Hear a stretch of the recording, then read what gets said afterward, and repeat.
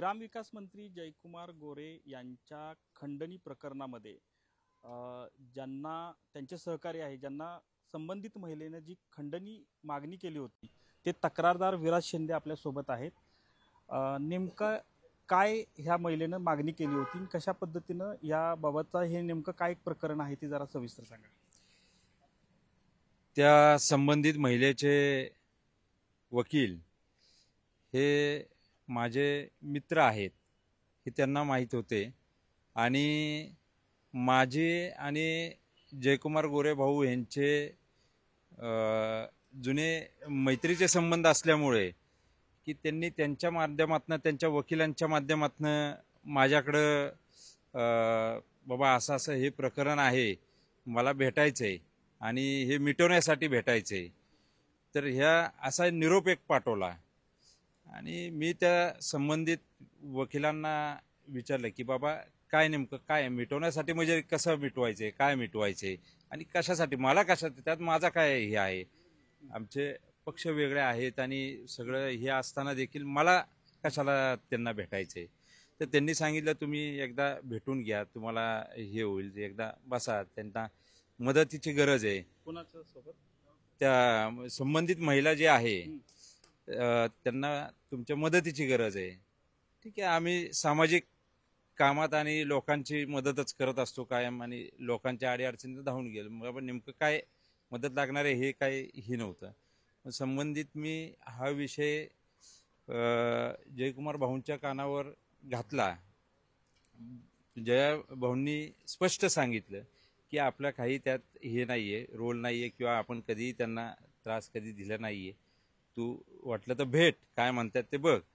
आम्ही 17 तारखेला त्या संबंधित महिलेला भेटलो आणि त्यावेळेस ते आल्यानंतर मी त्यांना विचारलं बाबा काय नेमकी तुमची अडचण आहे, काय तुमचं हे आहे, तर त्यांनी स्पष्ट सांगितलं की मी त्यांना विचारलं की तुम्ही जे मीडियावर हे केलं तर ते खरं आहे का, किंवा वैयक्तिक जया भाऊंनी तुम्हाला खरंच त्रास दिलाय का, काय केलंय का फोन करून किंवा काय।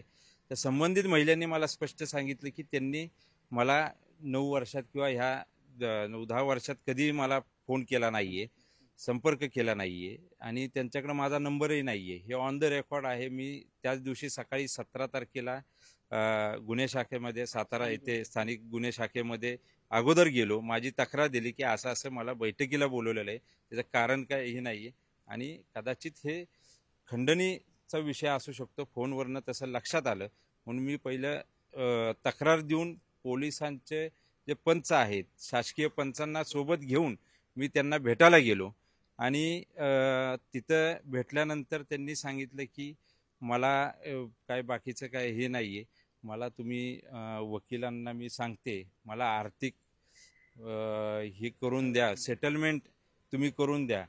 मी त्यांना सांगितलं तुमच्यावर अत्याचार झाला असेल तर निश्चितपणे आम्ही देखील तुम्हाला मदत करू, पण ते म्हणले तसं काय नाहीये, आम्हाला तुम्ही सेटलमेंट करून द्या, तुमचे ते जुने मित्र आहेत, तुमचे ऐकतील। माझं कसं ऐकतील, खोटं ते सहन करणार नाहीत आणि तसं जर त्यांनी केलंच नसेल तर त्यांनी का म्हणून तुम्हाला आर्थिक मदत किंवा असं खंडणी का द्यावी। मी स्पष्ट तिथं त्यांना नकार दिला, आमचा कुठलाही तुम्हाला दबाव नाही किंवा काय नाही। त्यांनी सांगितलं तुम्हाला जर मी उपोषणाला बसणार आहे राजभवन येथे, तर ते जर थांबवायचं असेल किंवा बलात्काराचं आम्ही हे वकिलामार्फत त्यांनी ते हे केलं तर अगोदर की आम्ही बलात्काराचा खोटा गुन्हा दाखल करू आम्हाला जर आर्थिक हे नाही केलं तर। मी असं हे कुठलंही कृत्य आम्ही करणार नाही, खंडणीसारख्या ह्याला आम्ही कधी बळी पडणार नाही। तुम्हाला काय करायचं ते करा, तुम्ही उपोषणाला बसू शकता, तुम्हाला आमचा कुठलाही प्रेशर नाहीये आणि कुठलाही त्रासही नसणार आहे, हे स्पष्ट मी त्यांना 17 तारखेला सांगितलं। आणि बोलण्यात तुम्ही म्हणलं त्यांनी आम्हाला असं हे केलं की तुम्ही बघा, एकदा त्यांना विचारून बघा किंवा काय। रक्कम कधी मागण्यात आली? 19 तारखेला पुन्हा त्यांनी एक 18 तारखेला वकिलांमार्फत कॉन्टॅक्ट केलं आणि एकदा भेटा, स्पष्ट बोलायचे, असं तसं असं ते चर्चा झाली आमची. आणि 19 तारखेला कास पठारावर अन्नपूर्णा हॉटेल आहे, तर तिथं त्या आम्हाला भेटायला आल्या. आणि तिथं देखील मी ह्याचा स्थानिक गुन्हे शाखेचा अँटी करप्शनचा माझ्याकडे व्हॉइस रेकॉर्डर होता आणि शासकीय पंच माझ्याबरोबर होते. आणि मी तिथं गेलो. त्यांनी बाबा काय नेमकं तुमचं म्हणणं आहे, तर तिथं त्यांनी स्पष्ट सांगितलं की आम्हाला हे विषय मिटवण्यासाठी जर तुमच्यावर खोटा बलात्काराचा गुन्हा किंवा काय हे जर ही सगळं थांबवायचा असेल विषय, जो आरोप थांबवायचे असतील किंवा माघार घ्यायचे असतील, तर आम्हाला 3 कोटी द्या, अशी त्यांनी ती तिथं मागणी केली. तेव्हा मी लगेच त्यांना सांगितलं की बाबा 3 कोटी आम्ही कुठनं देणार, आणि किंवा भाऊ तरी कुठनं देणार, मी तर देऊ शकत नाही, माझा काही संबंधच नाही आहे विषयाचा. आणि भाऊ तरी कुठनं, एवढी मोठी अमाऊंट कॅशमध्ये आम्ही काय देऊ शकत नाही. मग 2 इन्स्टॉलमेंटमध्ये द्या, 2 ह्याच्यात द्या. ते मला ते 17 तारखेलाच लक्षात आलं की हे वेगळा म्हणजे एखाद्या लोकप्रतिनिधीला खंडणीच्या आणि ब्लॅकमेलिंग करून कसं फसवलं जातंय, म्हणून मी त्यांच्याशी संपर्कात राहिलो. कारण का असल्या प्रवृत्तीला यशवंतराव चव्हाण यांच्या जिल्ह्यात ही जर प्रवृत्ती वाढली, आणि असं प्रत्येक लोकप्रतिनिधीला, आज ह्या लोकप्रतिनिधीवर वेळ आहे, उद्या कुणावर पण हे येऊ शकतं. म्हणून आम्ही हिला धडा शिकवायचा ह्या संबंधित महिलांना. म्हणून त्यामुळं म्हणलं आता यांना धडा शिकवल्याशिवाय, कारण का यशवंत विचारांचा जिल्हा आहे, त्यामुळं आम्ही त्यांना ते 19 तारखेला त्यांनी जेव्हा मागणी केली, मी म्हणलं मला वेळ द्या, आम्हाला जुळाजुळव करावं लागेल, आणि एवढी काय रक्कम. मग मी भाऊंना 16 तारखेलाच मी कल्पना दिलती तशी, आणि 16 तारखेलाच भाऊंनी त्यांचा देखील तक्रार अर्ज माझ्याजवळच दिला. 17 तारखेला आमच्या दोघांचा तक्रार अर्ज आम्ही त्या अगोदरच दिला होता. आणि परत आम्ही 19 तारखेला भेटल्यानंतर त्या संबंधित महिलेला आम्ही भाऊंकडे गेलो की असा असा हा सगळा काहीतरी मोठं षडयंत्र दिसतंय, आणि ह्याच्या मागे त्या महिलेच्या बोलण्यातनं आलं की अनेक जण आहेत माझ्याबरोबर, असं तिच्या बोलण्यातनं आलं. जर तुम्हाला जर सुखरूप ह्याच्यातनं बाहेर पडायचे, तर हे सगळं प्रकरण मिटवण्यासाठी तुम्ही असं असं करा. 3 कोटीची त्यांनी मागणी केली.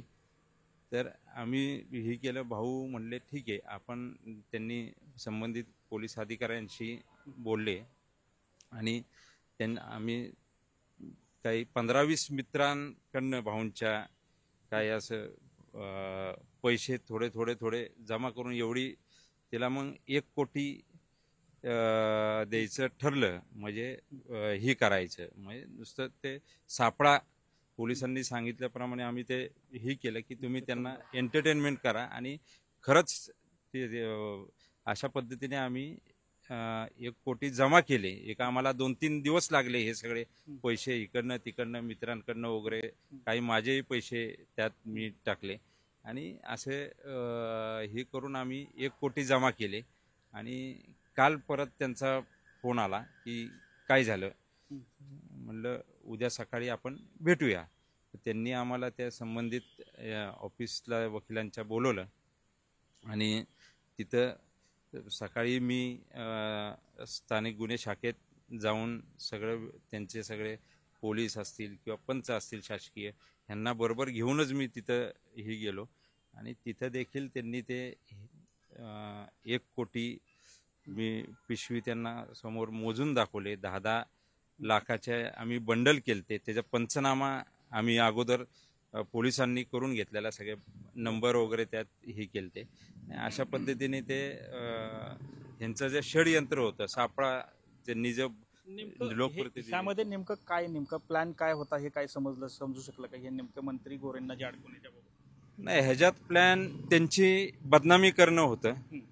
त्यांचं मंत्रिपद आम्ही घालू अशी देखील त्यांनी धमकी देत होते.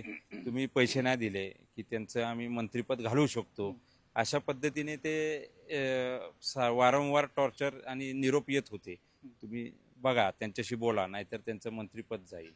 अशा पद्धतीने ते सगळं षडयंत्र रचलं गेलंय असं दिसतंय त्याच्यातनं. मला एक सांगा, यामध्ये आणखी एकाला पण दहिवडीमध्ये अटक केली, जे शिंदे गटाच्या शिवसेनेचे उपजिल्हा प्रमुख आहेत. नेमकं हे असे वेगवेगळं अशा पद्धतीनं काही गोष्टी समोर येतात. काय नेमकं अजून किती असे लोक अजून असू शकतात? असे अजून भरपूर लोक आहेत आणि खूप मोठी लोक आहेत जे पोलीस तपासात काही दिवसात पुढे येईलच. म्हणजे ते आता सांगू इच्छित नाही, कारण का तपास चालू आहे. ते आपण पोलिसांकडनंच ते सगळं तपासात बाहेर येईल.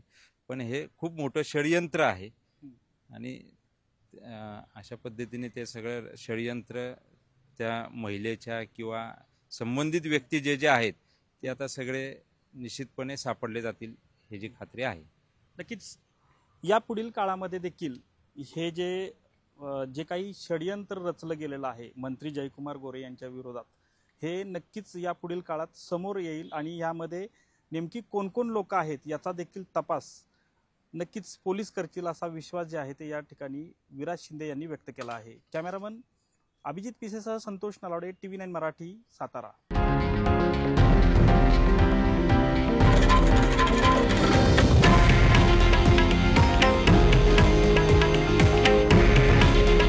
हे आहे देशातील नंबर 1 न्यूज नेटवर्क आणि आपण पाहत आहात TV9 मराठी.